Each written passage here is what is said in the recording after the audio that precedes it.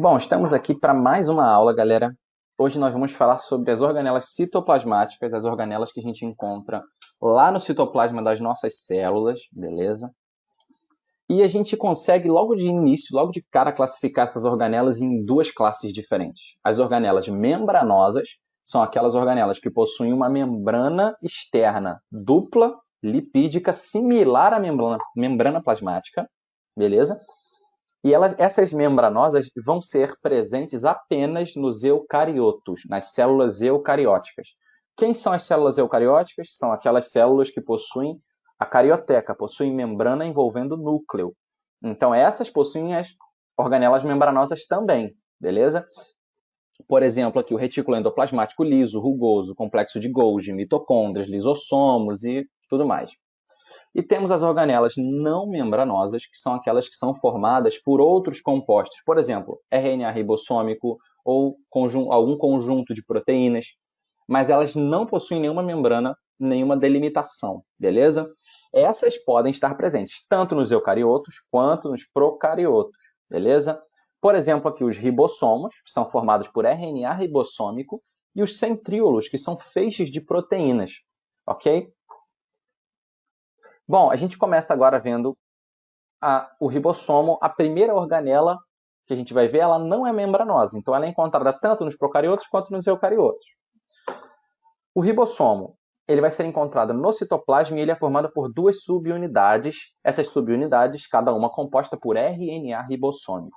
A subunidade maior e a subunidade menor.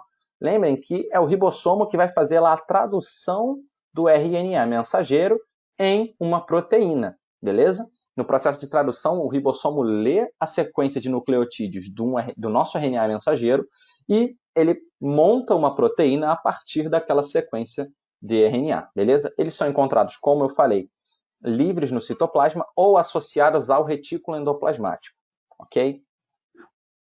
O retículo endoplasmático, ele pode ser dividido em dois, ele pode ser encontrado em duas formas diferentes. Retículo endoplasmático rugoso, quando ele estiver associado a ribossomos, como a gente acabou de ver, ok?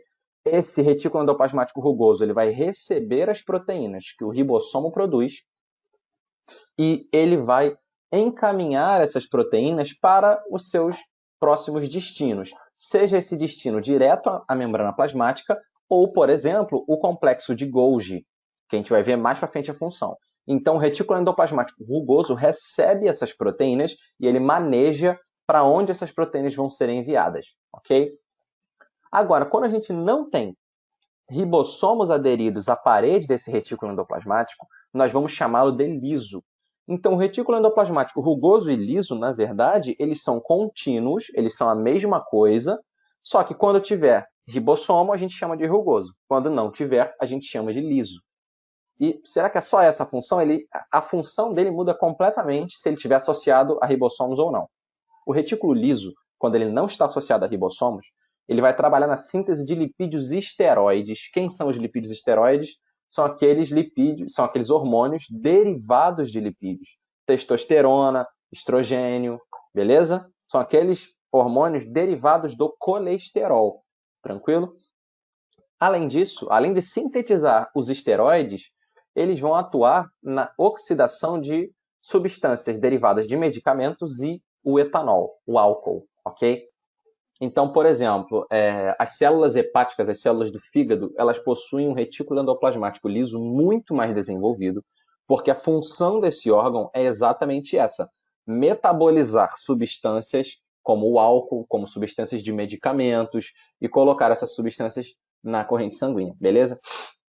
O retículo endoplasmático liso, ele quebra essas substâncias a fim de desintoxicar o organismo, tranquilo? Então, por exemplo, como eu falei para vocês, as células hepáticas, as células do fígado, possuem uma quantidade maior de retículo endoplasmático por conta da sua função.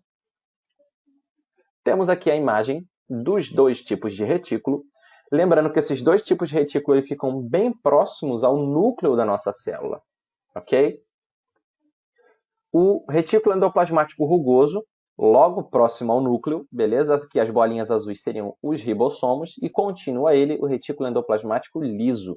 Eles são nada mais, nada menos do que lamelas, né? São canais ali membranosos em alguns casos associados a ribossomos, em outros não, como vocês podem observar na imagem aqui que eu coloquei.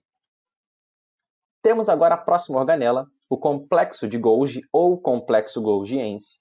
Ele também vai ser formado por uma rede de canais, ok? E essa rede de canais ela vai receber algumas proteínas do retículo endoplasmático rugoso, vai modificar, empacotar essas proteínas. O que significa empacotar? Colocar essas proteínas dentro de vesículas, ok? Como vocês estão vendo aqui embaixo, ó.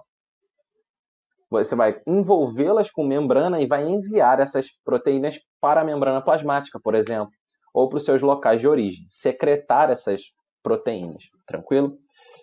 O retículo endoplasmático, o complexo golgiense, ele recebe essas proteínas por uma parte dele que a gente chama de face cis, essa parte aqui de cima, ó. É por aqui que ele vai receber as proteínas do retículo endoplasmático rugoso e ele vai secretar essas proteínas pela face trans, essa face aqui de baixo. Percebe? Parece que ele está pingando, que ele está derretendo, não é? Na verdade, isso aqui são as vesículas partindo dele para os locais de interesse, para os locais onde vão liberar as substâncias que estão aqui dentro, ok?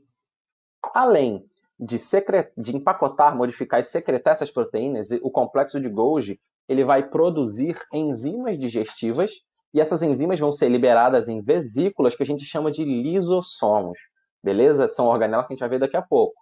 Mas quem produz essas organelas, quem produz essas enzimas e acopla elas dentro de uma vesícula chamada lisossomo é o complexo de Golgi. Uma coisa muito interessante é que o complexo de Golgi ele vai dar origem lá aos espermatozoides, nos espermatozoides, à parte que a gente conhece como acrossoma. O que acontece? Os espermatozoides eles são células comuns que sofrem um processo de diferenciação celular e se tornam lá aquele formatinho do espermatozoide que a gente conhece. Nessas células comuns, você tem complexos de Golgi normalmente. E quando a célula começa a sofrer a diferenciação para se tornar um espermatozoide, aquela célula primordial vai se tornar um espermatozoide, o complexo de Golgi se modifica naquela parte superior do espermatozoide, que a gente conhece como acrossoma. E o acrossoma dos espermatozoides contém enzimas digestivas, como a gente já viu que o complexo de Golgi produz, e essas enzimas vão auxiliar o espermatozoide a penetrar o óvulo, a atravessar os primeiros envoltórios do óvulo, beleza? Então, esse acrossoma tem origem no complexo de Golgi, beleza?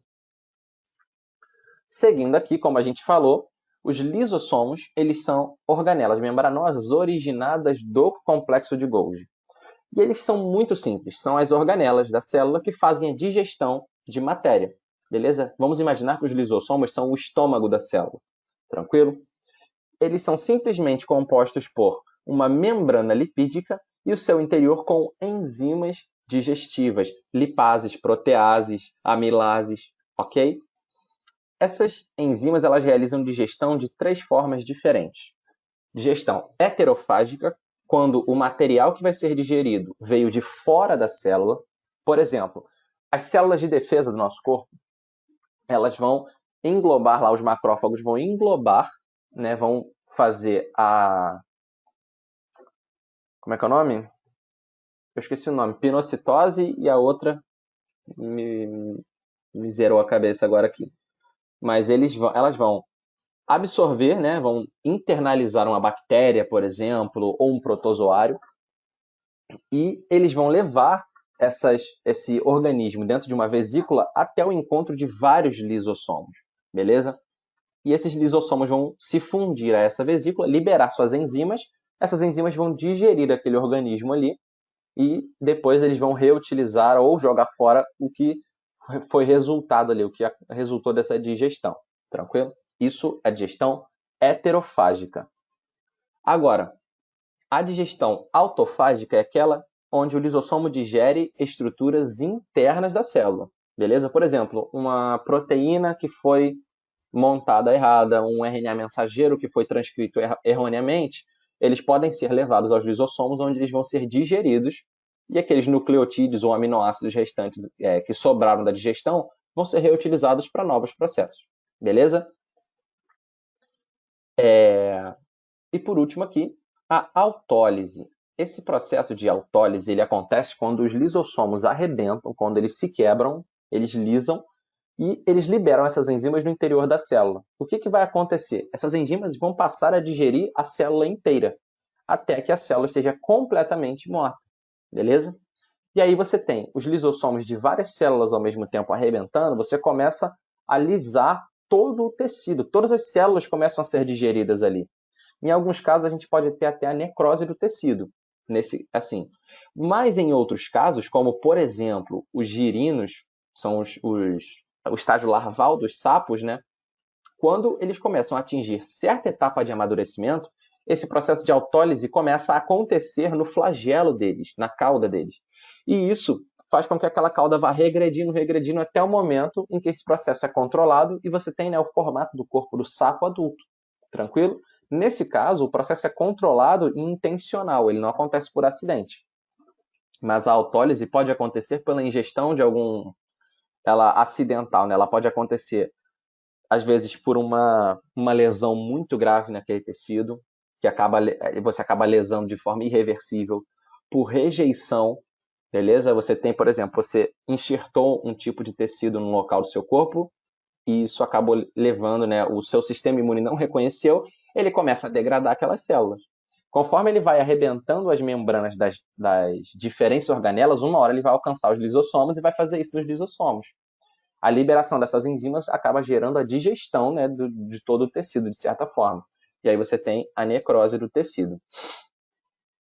Bom, temos agora aqui as nossas últimas organelas que nós vamos ver hoje, que são os peroxissomos, essas primeiras organelas aqui, são vesículas muito similares aos lisossomos, que armazenam enzimas antioxidantes. Essas enzimas elas vão quebrar moléculas de peróxido de hidrogênio.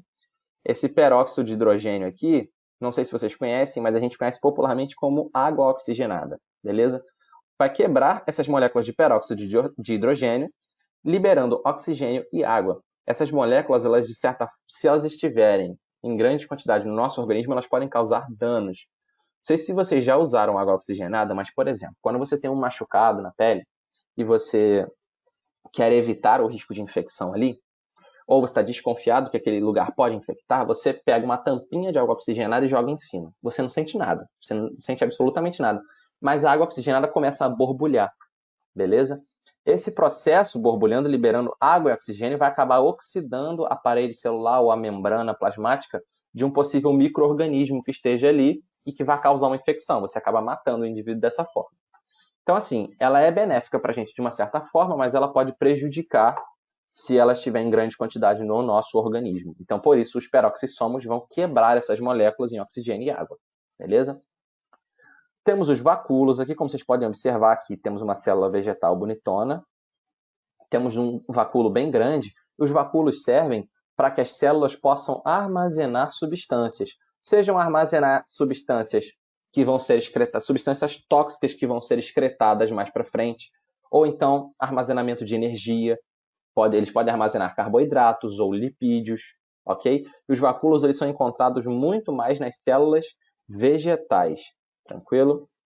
E por último temos os centríolos, que vão ser as organelas compostas por diversas proteínas. Vocês podem ver aqui um centríolo, ó, você tem 3 feixezinhos de proteína. Cada uma dessas proteínas a gente chama de microtúbulo, beleza? E o conjunto deles formam os centríolos.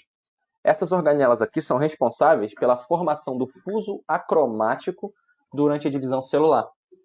O que é esse fuso acromático? São as redes de proteínas que vão orientar os cromossomos durante a divisão. Lembra que no momento da divisão, você duplica todo o conteúdo da sua célula, inclusive o DNA, né, na forma de cromossomos, e depois você precisa dividir esse conteúdo para as extremidades da célula, para que no momento da divisão você tenha a mesma quantidade em cada lado, para que cada célula filha receba a mesma quantidade de material. E aí, o fuso acromático ele vai justamente orientar esses cromossomos para que cada célula filha receba a mesma quantidade e o mesmo tipo de cromossomos. Tranquilo? Galera, espero que vocês tenham entendido e a nossa aula fica por aqui. É isso.